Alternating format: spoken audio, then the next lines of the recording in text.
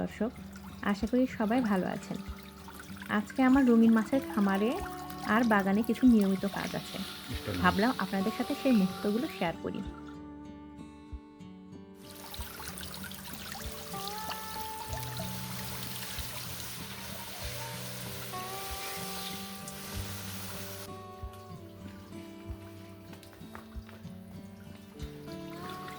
আমি আর মারিয়াম চলে এসেছি মাছকে খাবার দেওয়ার জন্য।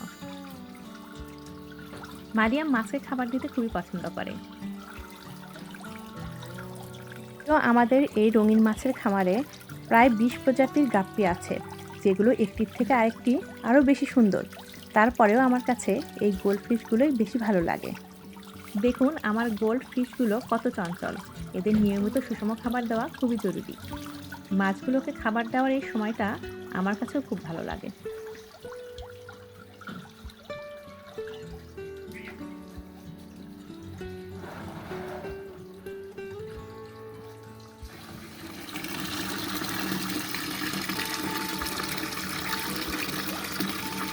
মাছকে খাবার দেওয়ার পর এবার গাছের পালা।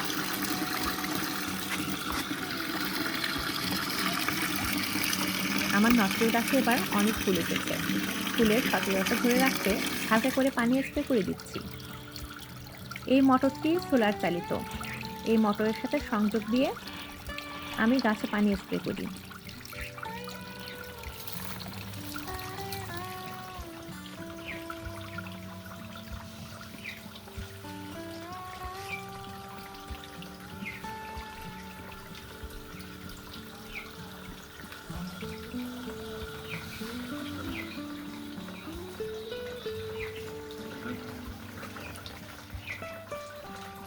নটকল গাছে ফুল ধরার পর পানি স্প্রে করাটা খুবই জরুরি। নিয়মিত পানি স্প্রে না করলে ফুল ঝরে যাওয়ার সম্ভাবনা থাকে। নটকল গাছে তেমন কোনো পরিচর্যার প্রয়োজন হয় না, কিন্তু ফুল আসার পর নিয়মিত পানি স্প্রে করলে ফুল ঝরার পরিমাণ কমে যায়। এতে ফলন বাড়ে।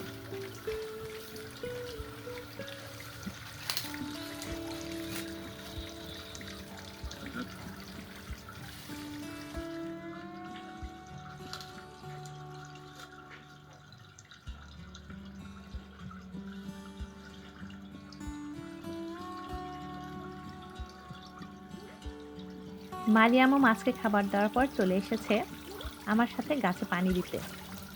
নটকল গাছের পরে আমি এসেছি আমাদের বাইরের ফিশ ট্যাঙ্কের পাশে যে ছোট ছোট গাছগুলো লাগিয়েছি তাতে পানি স্প্রে করতে।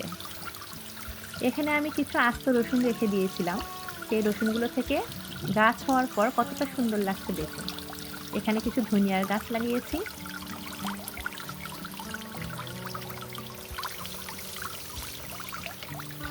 এবং এটা হচ্ছে বাঁশপাতা। পাতায় পানি স্প্রে করলে পাতার ওপর থেকে ধুলাবালি সব সরে যায়। এতে গাছ বেশি সতেজ থাকে।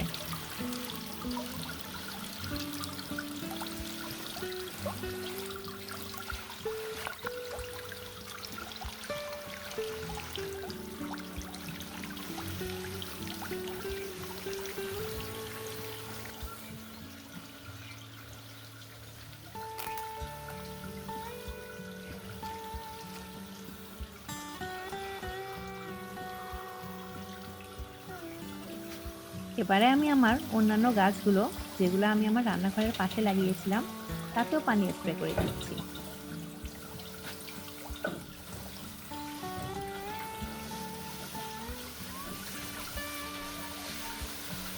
গাছ আর মাছের যত্ন নিলে মন ভালো থাকে।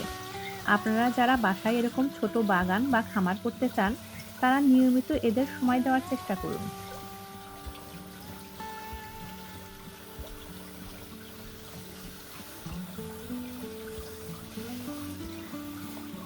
ভিডিওটি কেমন লাগলো কমেন্টে জানাবেন।